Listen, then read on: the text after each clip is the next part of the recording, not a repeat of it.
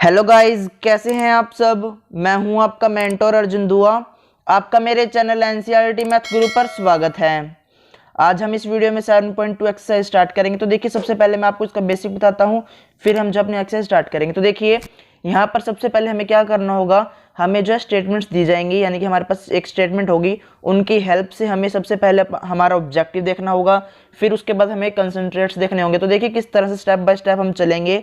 तो सबसे पहले यहाँ पर हमारे पास जो है क्या जो तरीका रहेगा, क्या स्टेप रहेगा फर्स्ट कवर करने के लिए हमारे पास। तो देखिए, सबसे पहले हमें क्या करना होगा, ऑब्जेक्टिव फंक्शन देखना होगा, हमारे जो क्वेश्चन में गिवन होगा ऑब्जेक्टिव फंक्शन होगा। देखिए स्टेप बाय स्टेप चलना है। ऑब्जेक्टिव फंक्शन को हम यहाँ पे किससे डिनोट करेंगे, z से करेंगे, और वो हमें बताएगा कि हमें वो मैक्सिमम करना है या फिर वो मिनिमम करना है, मैक्सिमा या मिनिमा। तो इस तरह से हम कह सकते हैं कि हमें ये दोनों में से कोई एक करना होगा।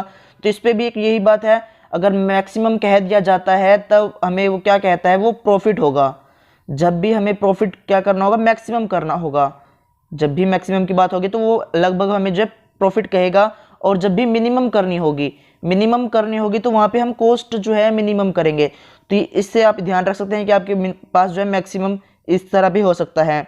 तो यहाँ पे इसी तरह से सेकंड हमारे पास क्या स्टेप रहेगा, जब हमने हमारे ऑब्जेक्टिव फंक्शंस देख लिया क्या है, उसमें z भी हमारे पास कोई इक्वेशन देगा x प्लस वाई करके कुछ इस तरह से। तो यहाँ पर हमारे पास बन जाएगा, देखिए इस तरह से z इक्वल टू कोई भी नंबर हो सकता है, यहाँ पे x प्लस वाई, यहाँ पे हमें कह सकते हैं कि मैक्सिमम करो या फिर मिनिमम करो, ठीक है, इस तरह से होगा। फिर हमारे पास ऑब्जेक्टिव जब हो जाएगा फाइंड, उसके बाद हम फाइंड करेंगे हमारे कॉन्स्टेंट्स। वो किस तरह से, सब्जेक्ट टू कॉन्स्टेंट होते हैं, वो देखिए हमारे पास किस तरह से बनेंगे। जैसे कि हमारे इक्वेशन में गिवन होगा इस तरह से x plus y less than या ग्रेटर देन, दोनों में इक्वल टू होगा। यहाँ पे कोई भी नंबर हो सकता है, कॉन्स्टेंट नंबर। इसी तरह से हमारे पास यहाँ पर भी और बहुत से होंगे, 3-4 हमें गिवन होंगे, तो उनको हमें यहाँ पर करना होगा। और लास्ट में हर एक स्टेप में आपने यहाँ पे, यानी कि हर एक क्वेश्चन में आपने यहाँ पर देना होगा कि वो नॉन नेगेटिव नहीं है, यानी कि x जो है 0 के इक्वल हो सकता है लेकिन 0 से कम नहीं होना चाहिए, 0 से कम नहीं होना चाहिए, 0 के इक्वल या फिर उससे बड़ा होगा। इसी तरह से y भी हमारा 0 से बड़ा या फिर इक्वल होना चाहिए, छोटा हमें नहीं करना है। उसके बाद जो सॉल्यूशंस होते हैं वो किस तरह से फाइंड करते हैं, जब हम ग्राफ बनाते हैं, ग्राफ पॉइंट पे जो ऐसे कि मान लीजिए ये ग्राफ बना, तो ये जो पॉइंट हमने फाइंड की शेड करने के बाद, तो ये हमें जो है कई बार फाइंड करने को कह देता है। वो अभी हमारे इस एक्सरसाइज में नहीं है, वो हमारी नेक्स्ट एक्सरसाइज में आएगा कि वो किस तरह से होगा, वो भी मैं आपको बताऊंगा। तो ये जो LPP है हमारी लीनियर प्रोग्रामिंग प्रॉब्लम्स, ये 5 टाइप्स की होती हैं। एक डाइट पे होती है, यानी कि डाइट प्रॉब्लम्स आ जाती हैं, ऑप्टिमल प्रोडक्ट लाइन प्रॉब्लम्स आ जाती हैं, इसी तरह से ट्रांसपोर्टेशन, इन्वेस्टमेंट, ब्लेंडिंग। तो इस तरह से हमारे पास बहुत सी होती हैं। तो यहाँ पे मेनली हमारे पास जो है 5 होंगी, उन सबको मैं आपको बताऊंगा कि किस तरह से सॉल्व करेंगे। तो सबसे पहले हर एक स्टेप में आपने वही करना है, जैसे कि मैंने आपको बताया, हर एक क्वेश्चन में आपने वही करना है। जैसे कि मैंने आपको ये 3 स्टेप्स लिख कर दिखाए हैं, सेम आपने वैसे ही चलना है। तो देखिए यहाँ पर हमारे पास 7.2 एक्सरसाइज में 5th क्वेश्चन है। पहले 4 जो हैं हमारे पास, फर्स्ट क्वेश्चन में हमारे पास लीनियर प्रोग्रामिंग की हमारे पास डेफिनेशन है मैथमेटिकली। इसी तरह से अगले क्वेश्चन में हमारे पास जो है स्टेप्स बताने हैं। तो ये आप अपने आप कर लेना यहाँ पे, क्योंकि स्टेटमेंट वाइज है, ये आपको जो है याद रखने पड़ेंगे कि इनकी लिमिटेशन क्या है, एडवांटेज क्या है, इनके टाइप्स क्या क्या हैं। वो मैंने आपको 5 बता दी। थर्ड क्वेश्चन में हमें यही पूछा गया है कि इनके टाइप्स क्या हैं। तो वो 4 क्वेश्चन तो हमारे ऑटोमेटिक हो जाएंगे, उनको जब हम याद करेंगे, वो तो याद करने वाले हैं हमारे।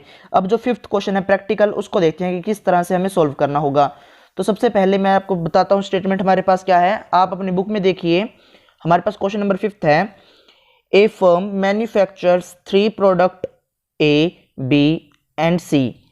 The profit are ₹3, 2 and 4 respectively. तो यहाँ से देखिए हमारे पास पहले क्या बनता है कि एक फर्म है जो अपने 3 प्रोडक्ट्स देती है। वो कौन कौन से प्रोडक्ट्स हैं, A, B और C। ये 3 प्रोडक्ट हो गए, फर्स्ट, सेकंड और थर्ड जो हैं वो A, B एंड C हैं। और इन पे जो हमारा प्रॉफिट होगा, यानी कि इसका जो प्रॉफिट है वो कितने रुपये में है, 3, 2, 4 हमारे पास ये प्रॉफिट में दिया गया है। इसी तरह से हमें आगे क्या करना है, the firm has 2 machines and below is the required processing time in minutes for each machine on each product. तो यहाँ पर देखिए हमारे पास क्या चीज़ है, अगर आप अपनी बुक में देख रहे हैं तो देखिए यहाँ पर हमारे पास एक टेबल दिया गया है, उसके अकॉर्डिंग हम यहाँ पे सोल्व करेंगे। तो सबसे पहले उसके बाद देखिए यहाँ पे नेक्स्ट आगे बताया गया है, हमारे पास स्टेटमेंट है, machine M1 and M2 have 2000 and 2500 machines minute respectively.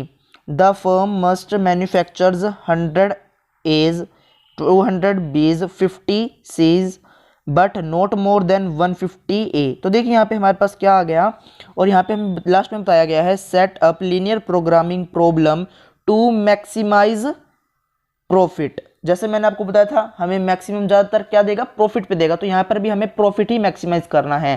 तो अगर आप इसको ध्यान से देखें तो यहाँ पे हमारे पास क्या इन्फॉर्मेशन आती है। तो सबसे पहले हम यहाँ पर लेट करके चलेंगे, जो हमारा प्रोडक्ट ए है उसको हम एक्स लेंगे, इसी तरह से प्रोडक्ट बी जो है उसको हमने वाई लिया, प्रोडक्ट सी को जेड ले लिया, और जो टोटल प्रॉफिट करना है हमें, जैसे कि इसने कहा कि आपको प्रॉफिट मैक्सिमाइज करना है, तो यहाँ पे हम जेड डिनोट करवाएंगे, यानी कि जेड जो है रिप्रेजेंट करेगा किसको कर रहा है, टोटल प्रॉफिट को। जितना भी इस फर्म के पास प्रॉफिट आएगा तीनों को सामान बेचने पर, वो हम उसको जेड से डिनोट कर रहे हैं। तो यहाँ पर देखिए अब हमें एक एक स्टेप कर कर लिखना है कि हमारे पास इक्वेशन कैसे बनेगी उस स्टेटमेंट से। तो यहाँ पर आपने लिखना है सबसे पहले the profit on selling one product of A is 3 rupees. तो जैसा कि हमें क्वेश्चन में गिवन था कि प्रॉफिट जब होगा तो हम पहले प्रॉफिट ऑब्जेक्टिव में हमने जेड लिखना होता है, जैसे मैंने आपको बताया। तो ऑब्जेक्टिव जेड है, तो जेड से हमारे पास जो चीज़ें आएंगी उसके लिए देखिए हमने क्या क्या किया। उसमें मैंने आपको बताया था मैक्सिमम या मिनिमम फाइंड करना होगा, तो उसके लिए हमें एक्स और वाई गिवन होगा। तो यहाँ पर देखिए अब यहाँ पर हमारे पास X Y and Z given होगा। तो ए से हमारे पास 3 रुपीज़ आएंगे प्रॉफिट में, इसी तरह से जो बी प्रोडक्ट होगा उससे 2 रुपीज़, और जो हमारे पास सी प्रोडक्ट होगा उससे 4 रुपीज़ आएंगे। तो यहाँ पर अब टोटल प्रॉफिट देखें तो वो किस तरह होगा, देखिए अगर 3 रुपीज़ एक प्रोडक्ट से मिलते हैं तो हमने तो कितने प्रोडक्ट अभी मैन्युफैक्चर करेंगे तो वो कितने रुपए हो जाएंगे। तो यहाँ पे हमने किया 3x, यानी कि 3 रुपये अगर एक पे मिलते हैं तो x हम लेंगे तो 3x हो जाएगा।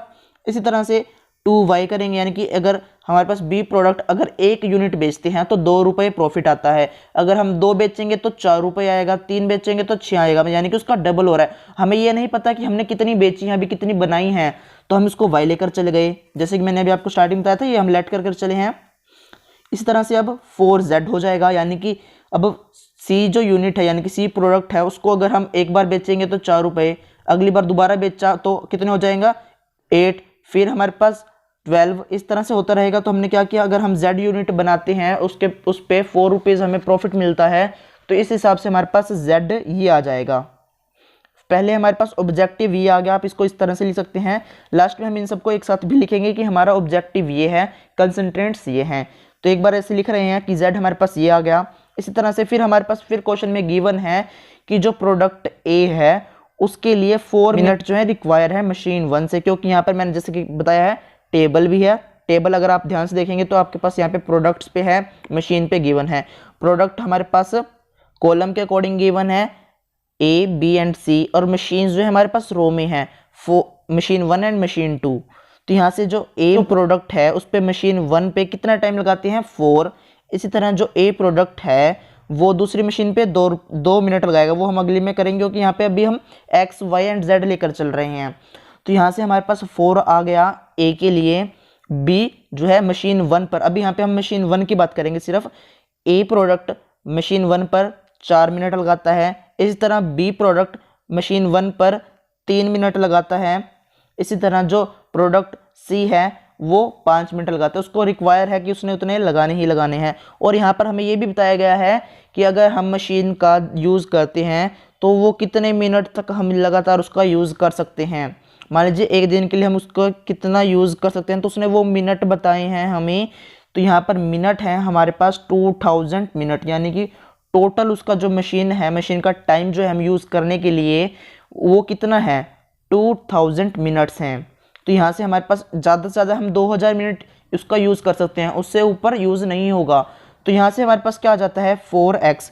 अब 4 मिनट थे ए पर रिक्वायर्ड के लिए, तो हमने उसको ए को क्या किया था लेट x, इसीलिए यहाँ पर आया x।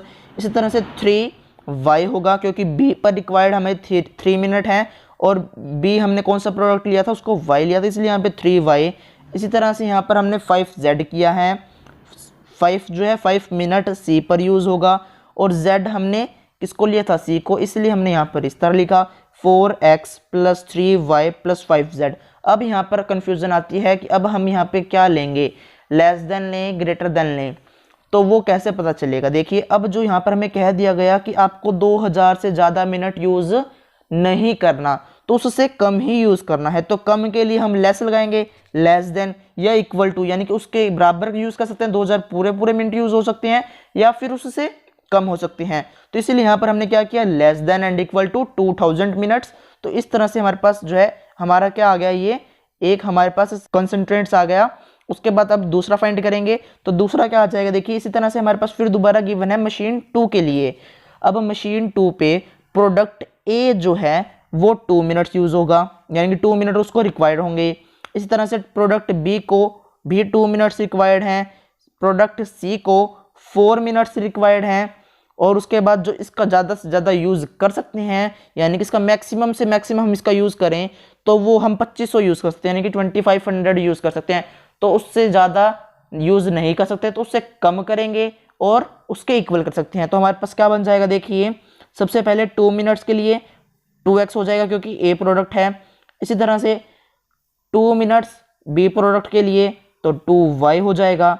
इसी तरह से 4 मिनट सी के लिए, सी प्रोडक्ट के लिए तो 4z हो जाएगा। और यहाँ पर हमें जो है किससे ज़्यादा यूज़ नहीं करना, 2500 मिनट से ज़्यादा यूज़ नहीं करना, इसलिए वहाँ पर less than and equal to 2500 आएगा। तो देखिए यहाँ पर हमें जो है सबसे पहले इसमें यही सिखाया गया है इस एक्सरसाइज में कि आप ये किस तरह से समझते हैं, कि इनको समझने का लेवल, अंडरस्टैंडिंग लेवल क्या होना चाहिए हमारा। तो इसको हम इस तरह से समझेंगे। तो आपको ये सभी जो है लिखना होगा अगर आपके एग्जाम में आता है।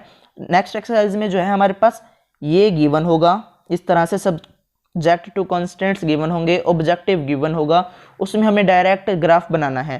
तो यहाँ पर पहले हम सीखेंगे कि वो किस तरह से हमारे पास क्रिएट होते हैं। तो यहाँ पर हमारे पास क्या आ गया, नेक्स्ट कॉन्स्टेंट आ गया हमारे पास 2x plus 2y plus 4z less than and equal to 2500। इसी तरह से अब जैसे कि मैंने आपको बताया, देखिए हमारा फर्स्ट स्टेप ऑब्जेक्टिव पे था, सेकंड स्टेप कंसंट्रेंट्स थे, थर्ड स्टेप हमारा क्या था, हमें वहाँ पर नेगेटिव नहीं लेना था। तो इसलिए यहाँ पर हम लिखेंगे कि प्रोडक्ट ए नेगेटिव यूज़ नहीं कर सकते, यानी कि उसका ये तो है नहीं कि हमारे पास प्रोडक्ट है नहीं और हम उसको बेची जा रहे हैं, नहीं हो सकता ये। अगर हमने जब तक उसको जो है प्रोड्यूस ही नहीं किया, उसको बनाया ही नहीं, हम बेच नहीं सकते। तो हम क्या, अब फिर हम प्रॉफिट कैसे मैक्सिमाइज करेंगे, नहीं कर सकते। इसलिए कह रखे हैं कि अगर प्रॉफिट जो है मैक्सिमम करना है तो उसका बनाना होगा। बनाने के लिए फिर उसका 1 यूनिट 2 यूनिट 3 यूनिट बढ़ती जाएगी, कम नहीं होगी। यानी कि उसको हम प्रोड्यूस माइनस में नहीं ले जा सकते, वो प्लस में ही होगा। इसलिए 0 से ऊपर, यानी कि x greater than and equal to 0, 0 हो सकता है और 0 से ऊपर भी हो सकता है, कम नहीं होगा। इसी तरह y भी और z भी, यानी कि y greater than and equal to 0, z greater than and equal to 0। तो ये आप बात जो है ध्यान रखें, हर बार आपको ये करना ही करना है, क्योंकि वो कभी भी नेगेटिव में नहीं जाएगा। तो इसी तरह से तो हमारी LPP यानी कि लीनियर प्रोग्रामिंग हमारे पास क्या बन जाएगी, तो हमारा जो मैक्सिमम करना है हमें प्रॉफिट, यहाँ पे लिखेंगे हम मैक्सिमाइज जो हमारा ऑब्जेक्टिव था, यानी कि maximise z equal to 3x plus 2y plus 4z। तो ये हमारा ऑब्जेक्टिव है। उसके बाद जो हमने सब्जेक्ट्स फाइंड किए थे, यानी कि हमने कंस्टेंट्स फाइंड किए थे, उसको लिखना है 4x plus 3y plus 5z less than and equal to 2000 minutes. जो हमने फाइंड किए थे 2000 आ गया।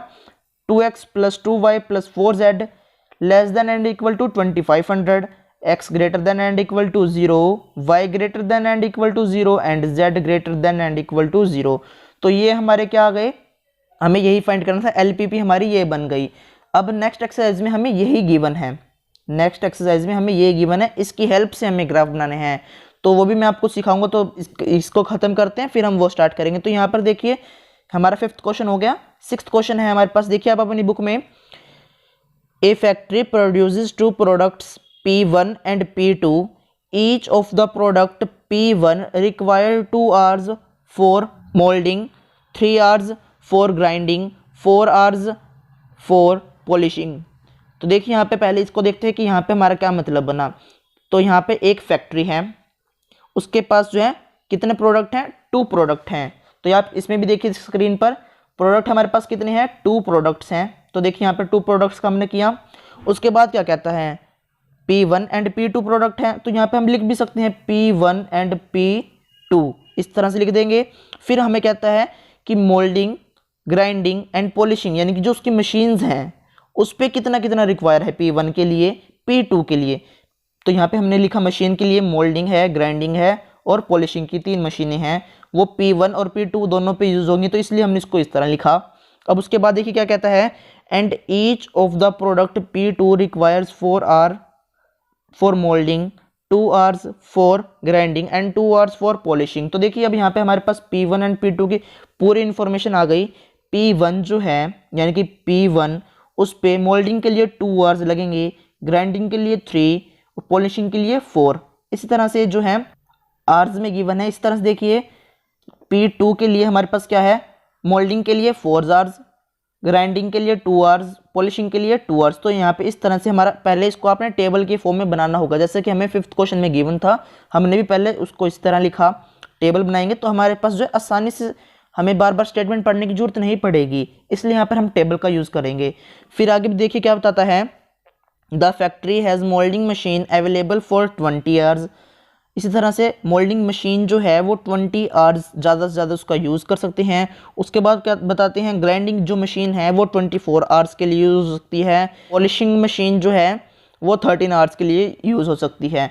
तो यहाँ पर हमने उसको भी लिख दिया, यानी कि 20 आवर्स मोल्डिंग के लिए, 24 ग्राइंडिंग के लिए, 13 पॉलिशिंग के लिए। तो ये हमारे पास टेबल बन गया। उसके बाद देख लीजिए नेक्स्ट हमें क्या बताता है, जो उसका प्रॉफिट होगा, प्रॉफिट भी देख लेते हैं। प्रॉफिट को हम यहाँ भी लिख सकते हैं। प्रॉफिट हमारा क्या होगा, देखिए प्रॉफिट जो है 5 रुपीज़ पर यूनिट है।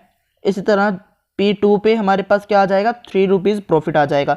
तो देखिए अगर प्रॉफिट या कॉस्ट की बात करता है वो हमारा क्या होगा, हर बार ऑब्जेक्टिव होगा, क्योंकि वही हमें मैक्सिमम या मिनिमम करने में हेल्प करवाएगा।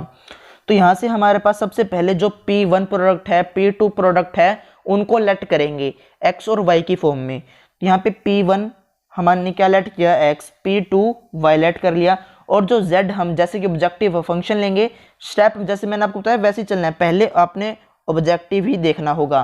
तो यहाँ पे ऑब्जेक्टिव के लिए हमने उसको Z से डिनोट किया, यानी कि ऑब्जेक्टिव क्या है, ऑब्जेक्टिव यहाँ पे देखिए हमें बताया भी गया है कि हमें उसको मैक्सिमाइज करना है, प्रॉफिट को आपने सिर्फ यहाँ पे फॉर्मुलेट करनी है, यानी कि उसको आपने एक बनाना है, सोल्व नहीं करना, आपने सिर्फ एक फॉर्मूला टाइप उसको कन्वर्ट कर लिखना है। तो यहाँ पर हमारे पास Z जो है डिनोट होगा टोटल प्रॉफिट के लिए होगा। फिर अब वही करेंगे जैसे कि पिछले क्वेश्चन में कर आए हैं कि हमारा ऑब्जेक्टिव जो क्वेश्चन में गिवन है उसको हम किस तरह से यहाँ पे रिप्रेजेंट करेंगे। तो यहाँ पे जो सबसे पहले बनता है प्रॉफिट हमारा, अगर एक प्रोडक्ट जो P1 है उसकी 1 यूनिट अगर बेचते हैं तो 5 रुपये हमें प्रॉफिट होता है। इसी तरह अगर 2 यूनिट बेचते हैं तो 10 रुपये, 3 यूनिट 15। तो इस तरह से हमने यूनिट फर्स्ट या यूनिट सेकंड थर्ड क्या लिया था, P1 को, ये P1 के प्रोडक्ट्स बताए हैं मैंने। P1 जो प्रोडक्ट है उसकी यूनिट्स थी, अगर P1 को अगर हम देखें तो हमने उसको क्या लेट किया, X। तो यहाँ पे हमने लिखा जितने भी यूनिट हम बेचें उससे प्रॉफिट होने वाला है हमें 1 यूनिट से 5 रुपये, 2 से 10। तो यहाँ पे अगर हम X यूनिट बनाते हैं तो उसका 5 रुपीज़ हमें प्रॉफिट होता है, तो हमने उनका क्या कर दिया, मल्टीप्लाई करके लिख दिया 5X। इसी तरह से P2 से हमें क्या इतना मिलता है, 3 रुपीज़ प्रॉफिट मिलता है। तो P2 को हमने क्या लिया था, Y। तो यहाँ पे प्रॉफिट इनटू हो जाएगा क्वांटिटी से।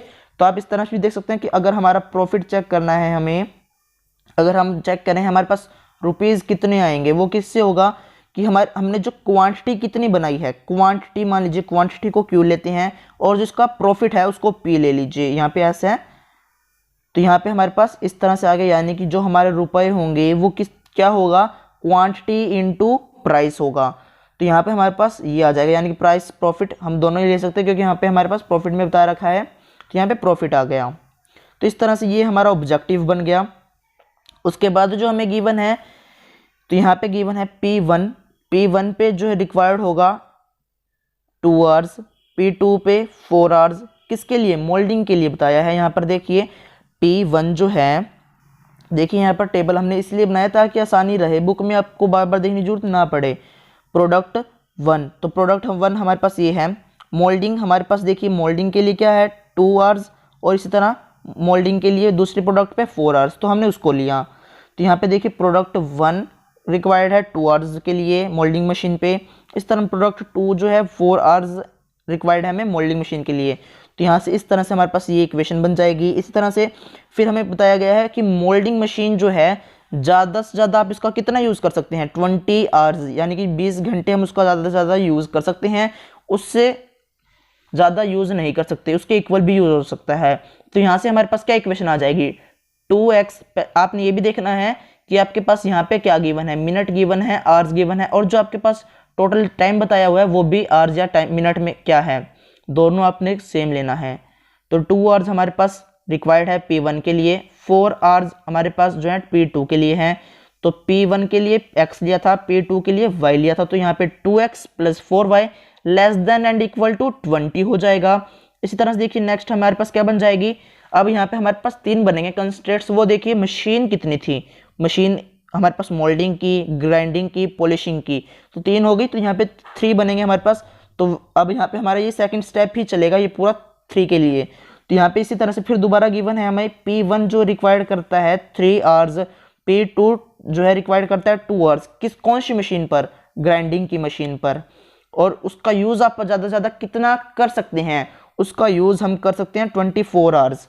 हमारे पास आवर्स में गिवन है तो हम आवर्स में लेकर चलेंगे। अगर एक भी मिनट में या फिर कोई एक और हमें आवर्स में गिवन हो जाए तो हम उनकी क्वांटिटी को पहले यानी कि उनकी यूनिट को सेम करेंगे। तो आपने सेम करने पर ध्यान रखना है। तो यहाँ पर हमारे पास 3x + 2y less than and equal to 24 हो जाएगा। इस तरह से हम दोबारा करेंगे पॉलिशिंग मशीन के लिए। देखिए क्या हो जाएगा, फिर हमें बताया गया है कि P1 जो है उसके लिए 4 आवर्स यूज़ होंगे और P2 के लिए 2 आवर्स, जब हम उस पर पॉलिशिंग मशीन में यूज़ करते हैं उसका। तो उसके लिए पॉलिशिंग मशीन जो है, पॉलिश करने वाली जो मशीन है, उसका आप कितने से ज़्यादा यूज़ कर सकते हैं, कितना ज़्यादा यूज़ हो सकता है, 13 आवर्स यूज़ हो सकता है ज़्यादा से ज़्यादा। तो उससे कम लेकर चलेंगे, तो हमने वही किया 4x, देखिए 4x + 2y less than and equal to 13। तो यहाँ पे हमारे पास ये बन जाएगी। अब जो हमें नेगेटिव नहीं लेना, तो जितने भी हमारे पास एक्स वाई जेड की फॉर्म में बनेंगे उन सबको हमने करना होगा कि वो 0 से बड़े हैं और 0 के इक्वल हैं, उससे कम नहीं हैं। तो हमारे पास ये बन जाएगी। अगर हम कम लेते हैं तो वो नेगेटिव में जाने का इफेक्ट करती है, यानी कि वो हम नेगेटिव में भी जा सकते हैं। लेकिन इससे जब हम ये कर देते हैं तो इससे हम कहते हैं कि वो नेगेटिव में नहीं है, वो पॉजिटिव की तरफ हो सकती है, 0 भी हो सकता है और उससे ऊपर भी हो सकता है। तो इसलिए हम यहाँ पे इसका यूज़ करते हैं। तो इसी तरह से फिर अब हमारे पास जो है मैथमेटिकली इसका जो फॉर्मेशन बनेगी वो इस तरह से बन जाएगी। मैक्सिमम हमें करना है प्रॉफिट, तो यहाँ पे लिखेंगे मैक्सिमम। अगर मिनिमम करना होगा तो हम यहाँ पे मिनिमाइज मैक्सिमाइज यूज़ होगा, दोनों ही। मिनिमम भी लिख सकते हैं, मैक्सिमम भी लिख सकते हैं।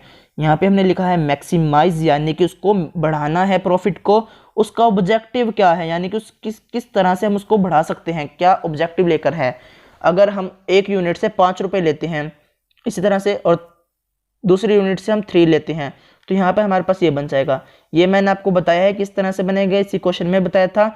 इसी तरह से देखिए ये हमारे 3 कंस्ट्रेंट्स बन गए, और जो लास्ट में हम करते हैं वो भी लिखना है, यानी कि 0 के बड़ा होना चाहिए और इक्वल होना चाहिए। तो ये मैंने आपको बताए थे। 2x + 4y less than and equal to 20 hours, यानी कि 20। ये हमारा किस पे था, मोल्डिंग मशीन के लिए। फिर नेक्स्ट हमारे पास ग्राइंडिंग मशीन के लिए है 3x + 2y less than and equal to 24। Next है हमारे पास 4x + 2y less than and equal to 13। तो ये हमारे पास आ जाएगा इस तरह से। नेक्स्ट क्वेश्चन देखिए, क्वेश्चन नंबर 7। क्वेश्चन नंबर 7 में हमारे पास क्या इन्फॉर्मेशन है, देखिए। A firm manufactures two types of product A and B and sells them at a profit of 2 rupees on type A and 3 rupees on type B। तो यहाँ पर क्या information आई अभी तक हमारे पास कि एक मैन्युफैक्चर कंपनी है, वो 2 प्रोडक्ट बनाती है। कौन कौन से प्रोडक्ट हैं, A और B। स्क्रीन पे देखिए A और B प्रोडक्ट हैं। मशीन भी हमारे पास देखिए यहाँ पर 2 हैं, अभी बताएंगे किस तरह से है। तो यहाँ पे जो उनका प्रॉफिट है, प्रॉफिट हमारे पास कितना कितना बताया है, जो टाइप ए है उससे 2 रुपीज़, और जो टाइप बी जो है हमारे पास प्रोडक्ट, उससे हमारे पास 3 रुपीज़ प्रॉफिट होगा। तो इस तरह से हो गया। उसके बाद हमें बताया है each product is proceeds on 2 machines, machine 1 यानी कि M1 एंड M2। तो यहाँ पे 2 मशीनें आ गई हमारे पास, M1 एंड M2 दोनों ही हमारे पास मशीन है, और वो जो प्रोडक्ट हम बनाते हैं वो दोनों मशीन से होकर जाएंगे, यानी कि हमारे पास क्या आ जाएगा फिर रिजल्ट। टाइप ए जो है, टाइप ए का प्रोडक्ट है require 1 minute of processing time on M1 and 2 minutes on M2। तो देखिए यहाँ से क्या बनता है रिजल्ट, कि जो मशीन 1 है उस पर प्रोडक्ट ए अगर देखते हैं, प्रोडक्ट ए की बात हो रही है अभी, प्रोडक्ट ए पर हमारे पास देखेंगे कि 1 मिनट तो हमारा M1 पे यूज़ हो रहा है और M2 पर 2 मिनट्स यूज़ हो रहे हैं, ये हमारे पास मिनट में है। जैसे मैंने आपको बताया चेंज कर सकते हैं हम, मिनट और आवर्स में ध्यान रखना है। उसके बाद हमारे पास क्या है, टाइप बी के लिए क्या रिक्वायर्ड है, देखिए type B requires 1 minute on M1 and 1 minute on M2। तो ये दोनों ही हमारे पास प्रोडक्ट बी जो मशीन पे यूज़ होंगे 1 मिनट यूज़ होंगे। उसके बाद हमें टाइम लिमिट बताता है, देखिए क्या लिमिट है, the machine M1 is available for not more than 6 hours and 40 minutes. 6 hours and 40 minutes यानी कि इसका ज़्यादा से ज़्यादा हम इतना ही यूज़ कर सकते हैं, इससे ज़्यादा यूज़ नहीं कर सकते। तो यहाँ पे लेस देन का साइन आएगा। इसी तरह से देखिए अब हमारे पास ये किस में है, आवर्स में भी गिवन है, मिनट में भी है। तो यानी कि आवर्स में हमारे पास घंटे में गिवन है, तो इसको मिनट में लेकर आएंगे, यानी कि मिनट्स में लाएंगे तो क्या होगा, एक घंटे में 60 मिनट्स होते हैं तो 66 की मल्टीप्लाई करेंगे 6 की, 6 6 36 हो गया। इसको फिर हम 40 ऐड कर देंगे तो ये सारे मिनट्स आ गए, 400 मिनट्स आ गए। तो इस तरह से यहाँ पे 400 हुआ। उसके बाद देखिए बताता है हमें while machine 2 M2 is available for 10 hours during any working day. तो यहाँ पे 10 घंटे हम इसका यूज़ कर सकते हैं मशीन 2 का। तो उसको भी मिनट में ले आते हैं, वो भी हमारे पास घंटे में है। तो हमारे पास 10 घंटे हैं, 60 मिनट होंगे, तो कितना हो जाएगा, मल्टीप्लाई करेंगे तो क्या रिजल्ट होगा, 600। तो यहाँ पे हमने 600 लिखा। तो इस तरह से देखिए अभी हमने टेबल समझ लिया, क्वेश्चन भी हमें अच्छे से समझ आ गया। अब यहाँ पे हम उसको इसकी हेल्प से ही सॉल्व कर सकते हैं। नेक्स्ट हमें क्या बताता है, formulate the problem as LPP so as to maximise the profit. तो मैक्सिमाइज करना है हमें प्रॉफिट। तो देखिए किस तरह से होगा, टेबल पे अगर आप ध्यान से देखेंगे तो आप टेबल के अकॉर्डिंग ही आप इसको सॉल्व कर लेंगे, आपको बार बार स्टेटमेंट पढ़ने की जरूरत नहीं पड़ेगी। जब हमने टेबल बना लिया उसके बाद देखिए क्या कर सकते हैं, सबसे पहले जो प्रोडक्ट हमें गिवन है 2 टाइप्स के A और B। तो टाइप A के प्रोडक्ट को हम मानते हैं वो हमारे पास X है। इस तरह टाइप B का जो प्रोडक्ट है वो हमारे पास Y है। तो यहाँ पे अब जो टोटल प्रॉफिट होगा उसके लिए हम Z डिनोट करते हैं। तो यहाँ पे पहले आपको ये लिखना होगा कि हम किस चीज़ को क्या लेट कर चल रहे हैं। फिर अब हमें जो है क्या करना है, प्रॉफिट के लिए हमारे पास जो इन्फॉर्मेशन है वो क्वेश्चन में गिवन थी।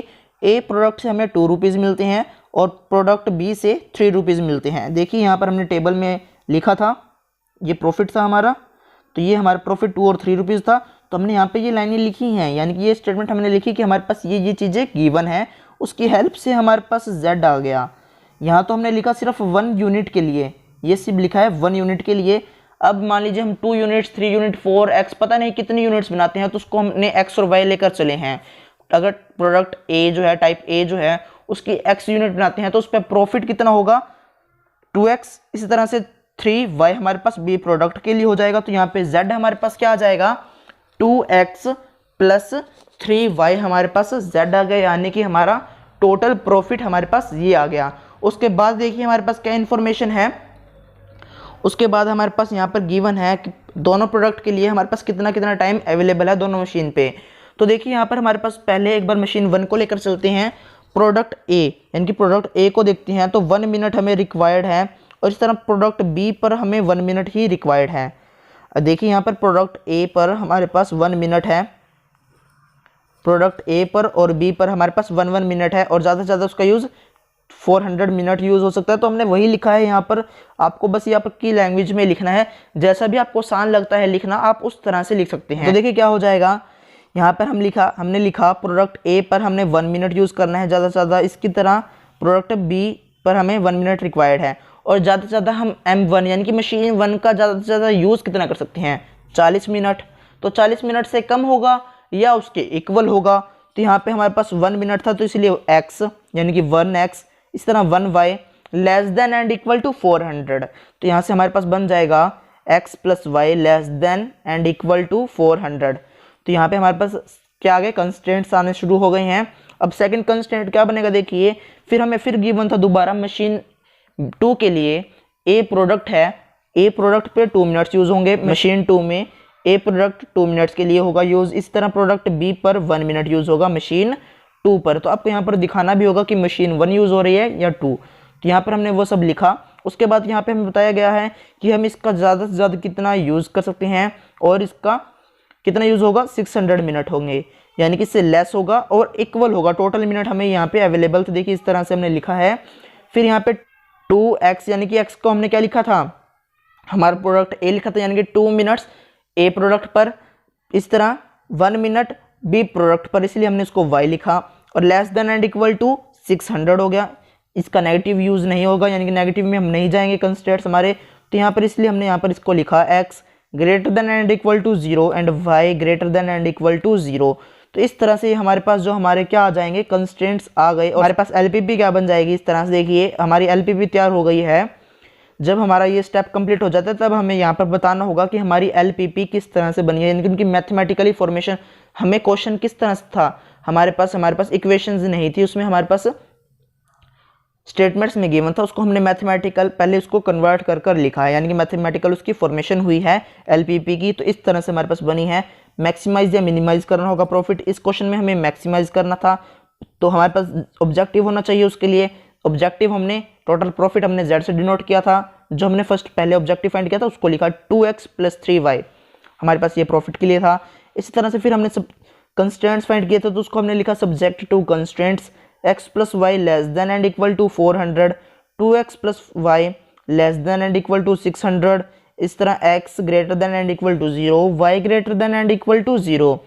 तो देखिए यहाँ पे हमने इस तरह से अपने 5th, 6th and 7th sum complete किया। अगली वीडियो में हम 8th, 9th and 10th question करेंगे। तो यहाँ पे हमने 7 क्वेश्चन तक कंप्लीट कर लिया। अगर आपको वीडियो अच्छी लगे वीडियो को लाइक करें, दोस्तों को शेयर करें। अगर आप हमारे चैनल पर नए हैं चैनल को सब्सक्राइब कर लें, बेल आइकन को प्रेस करना मत भूलना, ताकि आपको बिजनेस मैथमेटिक्स से रिलेटेड नए नए वीडियोस की नोटिफिकेशन सबसे पहले मिल जाएं।